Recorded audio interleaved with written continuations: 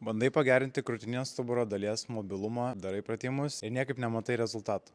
Tai gali būti todėl, jog galimai pas tave yra pasvyręs dubuo į priekį. Pasvyręs dubuo į priekį nėra blogai, nebent tai yra labai santykinai reikšmingas pasvyrimas, kas gali sukelti kūno laikysenos pokyčius, tai yra, kai dubuo yra pasvyręs į priekį, natūraliai, kai mes krentame į priekį daug pasvirimo, mūsų kūnas tarsi ieško pozicijos, kaip būtent palei gravitacijos liniją susistatyti, kad mes nenukrystume, tai yra įeiti lengviau į poziciją, kuomet nugara turi labiau susikūprinti. Tai reiškia, mums dažnai reikia ne ekstenziją lavinti, bet sukurti daugiau erdvės, kad kūnas gebėtų įeiti į ją. Tai yra dubenį labiau įstatyti neutralesnę padėtį ir tada kaip tik leisti lavinti kūnui stuburo fleksiją, kas yra labai natūralus judesys. Ir būtent lavinant šią fleksiją mes galime sukurti daugiau erdvės galiniai šonkaulių daly, atstatyti kūno padėtį ir leisti kūnui judėti į ekstenziją tada, kai jam tikrai to reikia. Mums reikės neaukštos pakilos, galime pasidėti volą ar tai kokią minkštesnę pagalvėlę. Pasidėsime rankas prieš save, pastumsime save atgal,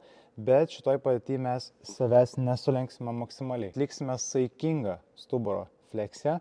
Ir šitoj padėtį būtent mes tiesiog praktikuosime lėtą ir gilų kvėpavimą. Įkvėpinėju giliai orą, išpūtimų, išpučiu, kol jaučiu, kad įsijungia mano šoniniai pilvo preso raumenys. Atlikinėsim šitą kvėpavimą 5-8 kartus ir jausime, kaip galinė mūsų stuburo dalis tarsi dekompresuojasi.